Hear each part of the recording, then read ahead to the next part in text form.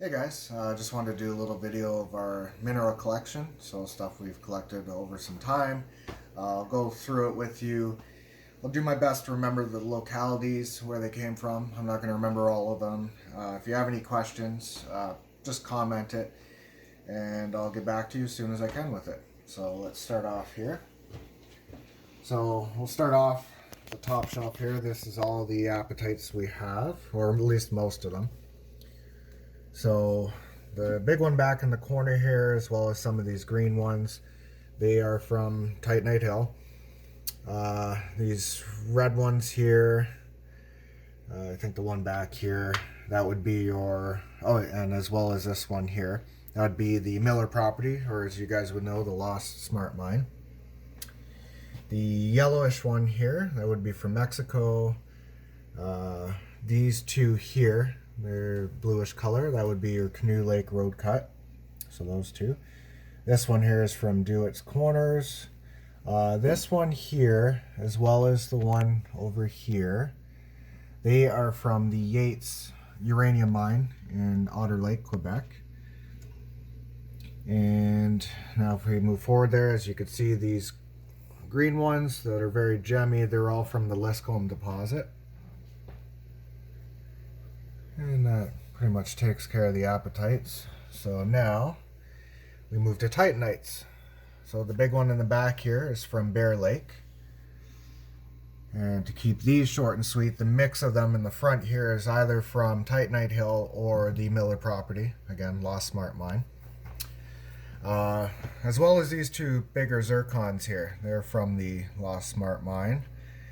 And then we move over to the Beryl pit stuff. So you have Beryl, some black schorl, tourmaline.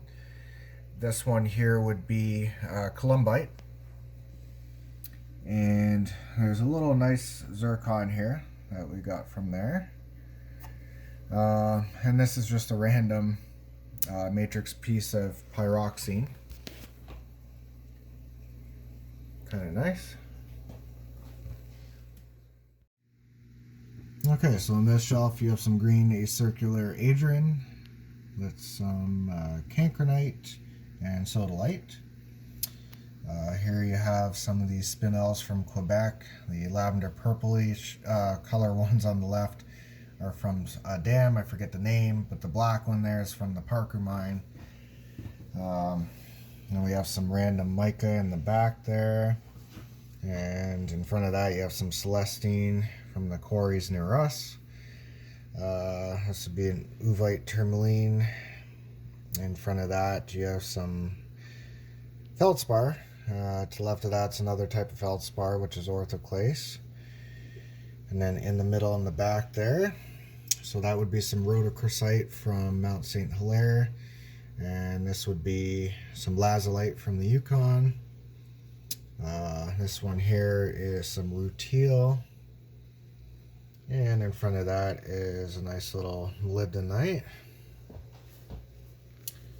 Here's your typical stuff from the Faraday Madawaska mine. So you have some hematized calcite with some goethite, chalcopyrite, some magnetite, and a nice little thumbnail of the fluorite that came out of there.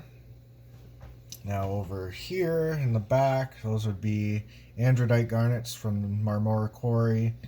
You have your River Valley almandine garnets with some starlight. And some quartz I kind of dug out of a pocket today north of Barrie. And then in the back there, I believe it's from the Logan cut. Well, that would be some corundum. Some barrel-shaped corundum, that is. And then you have your Kippawa. Here's some kyanite with some garnet in there. And this one here is eudialyte. And this neat little location. You have some augite here and some yellow scapolite. Okay, this shelf's kind of some random odds and ends from around the world and Canada. So that would be a nice smoky quartz in the back. Here you have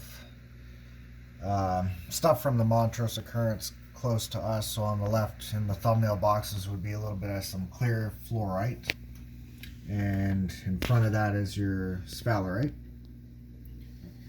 And then I'm not going to go into too much detail here, but you could of course see some amethyst here. This one is actually from Thunder Bay. Some regular quartz. You have some pyrites from, again, a couple from Canada, other places in the world as well. A little bit of garnets there, azurite, you know, the typical stuff you'd see all around. But now if we go over into this corner here, which is kind of exciting, you have some fluorites. So the one in the back corner here is from Rossport. You have some banded fluorite from the Schickler Occurrence. This was from the Highway 7 road cut back when you could get it. And these two over here, so this one here in the thumbnail would be a nice purple fluorite from Montrose. And this one here is a light blue one from Montrose. And again, some random fluorites from all over the place. I do apologize again, not hitting every single locality and exactly where everything's from, but I'll do my best.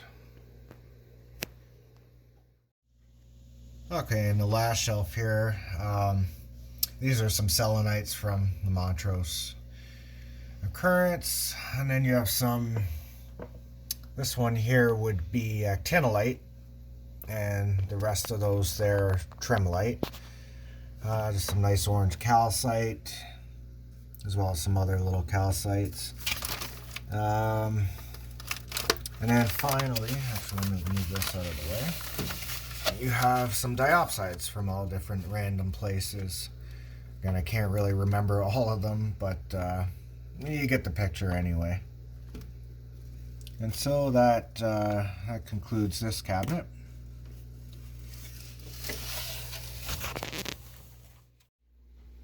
Okay, on to the next cabinet, and before I go forward, there really isn't a rhyme or reason to my collection. It's kind of just randomly all over the place, so for anybody who's really organized, you know, I definitely, something I appreciate, but I don't do it myself.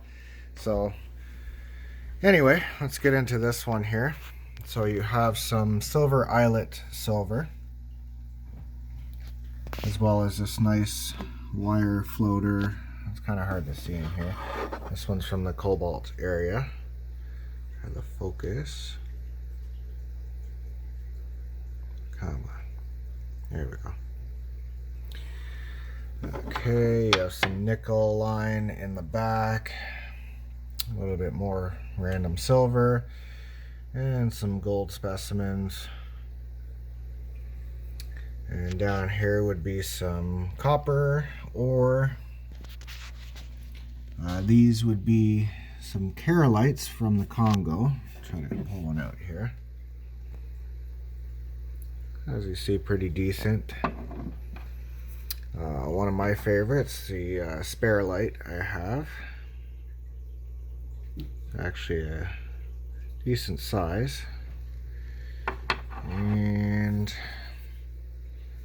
you know, some more copper ores. And some drill core samples. And then we have this matrix piece down here from the Miller property, the Lost Smart Mine. So you have a mix of a large apatite, there's some other ones in there, as well as some nice titanites and feldspar.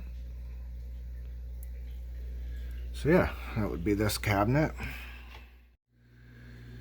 Okay, so before we get into the last cabinet here, I do have a bunch of thumbnails that are in my coffee table. I'm not really going to show them because I do have a bunch of them. But we'll just skip ahead to the final cabinet here, which is my favorites, the radioactives. So if we start off here, the three along the back would be some uranothorites. The one in the front corner there would be a matrix piece with some uraninite cubes in it. And those three would be some really ugly thorite crystals. And then we have the uranophanes of the Faraday Madawaska mine. across here. As you see, I have quite a bit of them. And this one would be a mix of a couple different uranonites, some autunite, boltwoodite, let me get up here, some carnotite in the back, and some kazalite. And then we have some betaphites from the Silver Crater mine, as well as a little apatite from there. And let me see here. Okay, so that one there would be a Fergusonite. And here would be a neat little euxinite. And this would be the alunite that I got today. And let me get down here. So everything in that box would be a bunch of uraninite cubes. So as you can see here, this is a quite sizable one. Try to zoom in. Definitely very big and very radioactive. And last but not least, we have some thumbnails. So as you could kind of read on them, I'll just pan across. This torbernite, they misspelt when I got it. That's why it says torbernite, but it's actually torbernite. And again, just moving across, you could kind of just see the different ones based on the names. And finally, you land on some thorites. Nice cerdolite zircon, and that there would be an alunite. But anyway, again, I apologize if I didn't go into enough detail with anything, but just wanted to basically go over the collection just so you could see where we are at, and I hope you enjoyed.